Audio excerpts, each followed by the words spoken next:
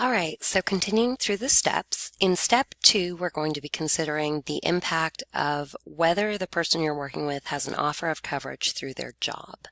So you can see how step 2 appears on our tracking sheet, as well as step 2 on the resource page and the resources available to you in assisting a consumer with this step. So why do we ask this?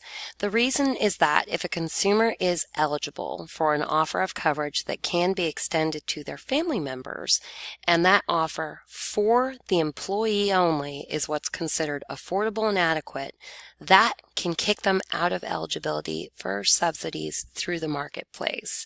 So this is going to help determine whether or not the employee and their family is eligible for the financial assistance offered on the marketplace plans. So how to ask this question? Are you or anyone in your household offered coverage through an employer? You'll notice we're emphasizing offered because the consumer may not have signed up for it, and that's not what the law considers. The question is whether an offer exists.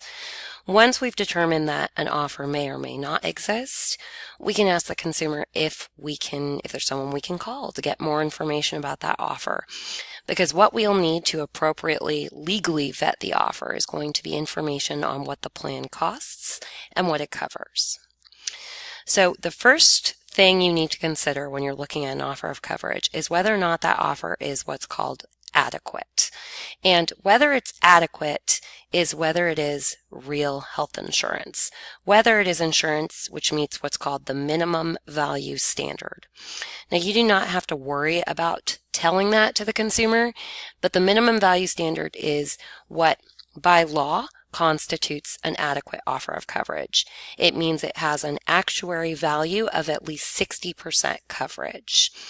Now, plans that are not adequate includes indemnity plans. So any plan that pays you a certain amount of money per day if you're in the hospital. That's an example of an indemnity plan. Any major holes you notice in coverage is going to discount it as meeting this adequacy, this minimum value standard. And this sounds very intimidating, but the reality is plans tend to be very obviously adequate or inadequate. So I'm presenting this image of a duck, firstly because I think it kind of sounds like the sound of a duck, adequate, quack, quack, haha. Also because Affleck is sort of notoriously has a mascot, which is a duck, but also because of the expression, if it looks like a duck and sounds like a duck, then it is a duck. And I would encourage you to adopt that when you look at a plan.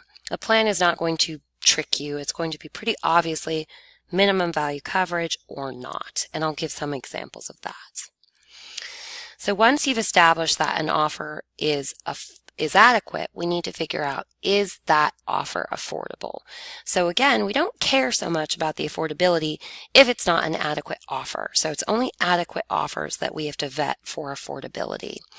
So by law for 2018, insurance is considered affordable if the amount the employee has to contribute is equal to or less than 9.56% of the total household income for 2018. So a couple of things to emphasize.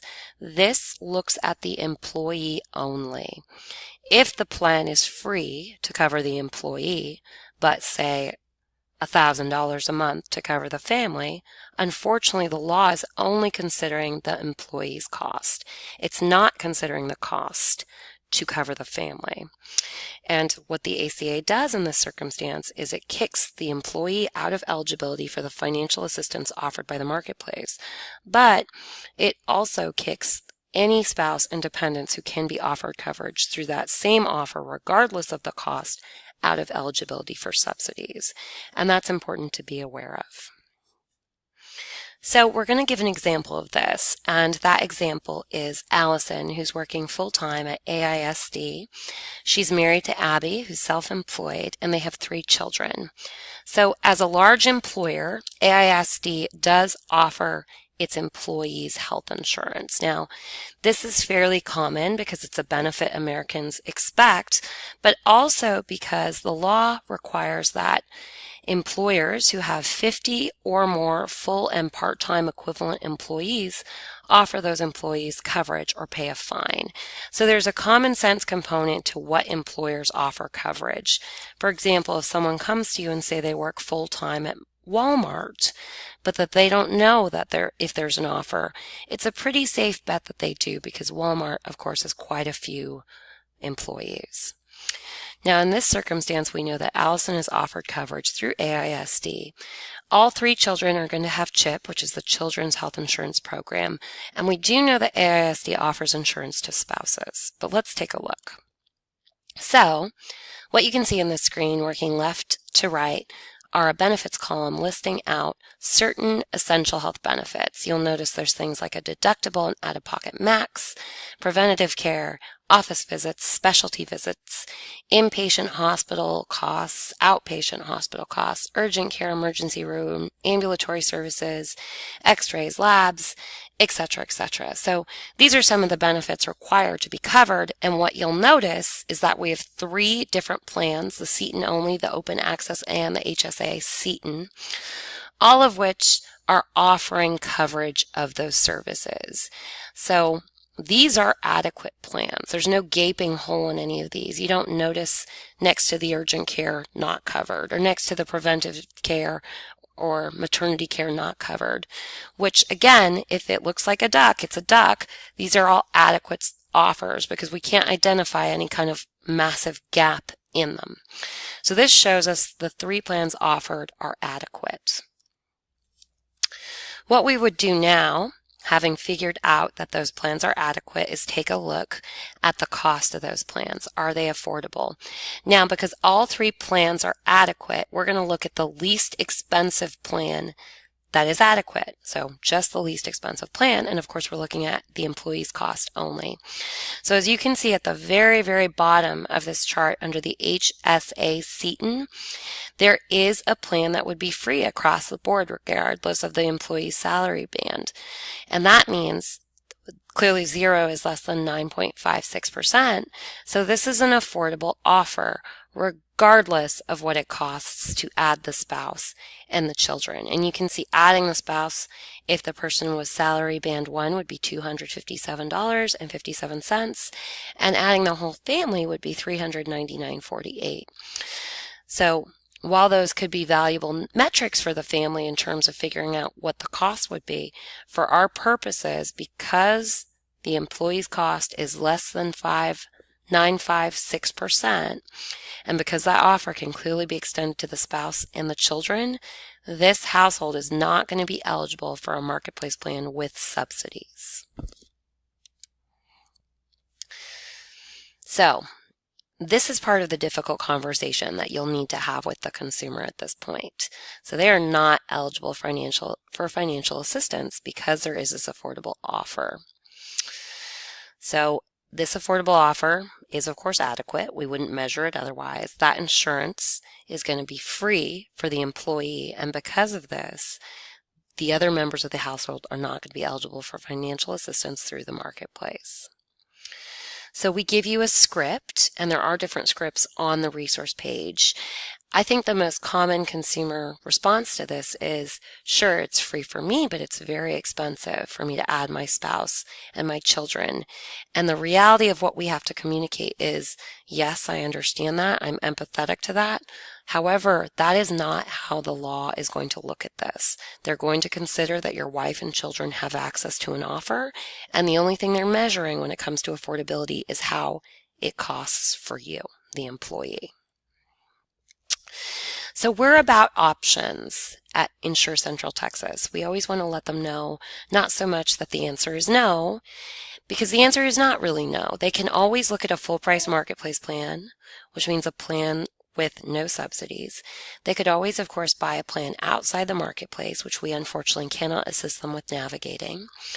Abby could join her partner's insurance during the next open enrollment period for that employer, and they could always ask now in theory, if Abby has just missed that open enrollment, she could ask about later on enrolling. So that would always be an option. If she could enroll right now, or if she could pay those missed premiums to be enrolled for all of this open enrollment period. Another option would be Abby remaining uninsured. And now we have a second metrics, which is that if the cost for Abby, or actually for anyone in the household to join this employer option, would be more than 8.05%, they would not pay a fine for that person not being insured. So this can be confusing. The 9.56 means the law considers the offer affordable, but the 8.05 means the person can not sign up and should be exempted from the fine. I'm going to briefly walk you through how to show consumers full cost plans through the marketplace calculator, which sometimes helps them understand why it's a better option. So you would use the See Plans and Prices Before I Apply link. You'd go ahead and input a zip code in that screen, selecting the county. Because we're just looking for Abby, we don't need to include the entire household. We can just say just you, and then click Continue. Enter the age of the consumer and the gender. There is a checkbox for eligible for health coverage through a job, Medicare, Medicaid, which you can check, but for our purposes and using the calculator, just hit Continue. It'll have you confirm the information about the household you're looking information up on, so just hit Continue again. Green is your friend. Then it offers you the option to enter income. So if you enter income, it's going to calculate a subsidy based on that income. And we already know that Abby is not eligible for a subsidy, so we will skip this. But if you were looking it up for a consumer who wanted to get a sense of what they are eligible for, and they should be eligible for subsidies, we would enter their real income here. So it'll ask you, are you sure you want to skip this step? Yes, we are sure. We know that Abby's not eligible for a subsidy. We just want to show our full price plans. This will give you a couple of meaningless screens, and I'll talk more about why they're not very helpful. But you'll notice the first one says, what level of medical care do you think you will use this year, low, medium, or high? I've never met a consumer who has an answer who makes sense to that question. Part of what insurance does is it covers you for the emergency, and everybody's medical needs are different. So assessing them as low, medium, and high is not usually a good use of time. That next screen, entering your doctor's, medical facilities, prescription drugs to see if they're covered, also tends to be pretty useless because you want to look those up specific to the plans. You don't want an overview of whether, yes, it's in network, no, it's not in network, when you need to go a little more specifically into the plan details. So I recommend skipping past both those screens. Couple more screens to skip over. It'll give you the ability to review your information. It'll walk you through different features in terms of plan selection, choosing a category. It'll give you some basics on the 3 different plan categories, offer you the option to look at 2 simple choice plans, which is rather meaningless. But then once you've skipped through all that, it'll show you the plans on offer for that individual. So you can see for this 35-year-old person with no subsidy, the least expensive plan would be $243.99 with a deductible of $61.50 and out-of-pocket max of $6,500. There are copays to see the primary and to get generic drugs, but this will give the consumer a sense of what they're eligible for without subsidies and may assist them with the understanding that they are preferring to go the route of their job offered coverage, or they could go this route if they wished, which I will say is unusual.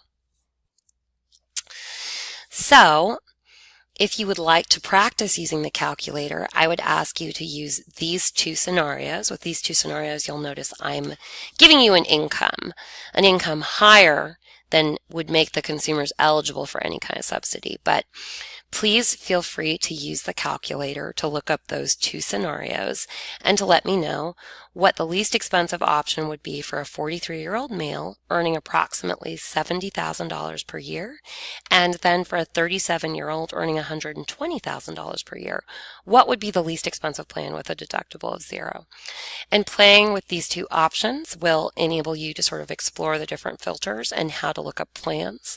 Plans are in order of the premium. So when I say least expensive, that's what I'm referring to, the premium. So please feel free to go ahead and use the calculator to look those things up.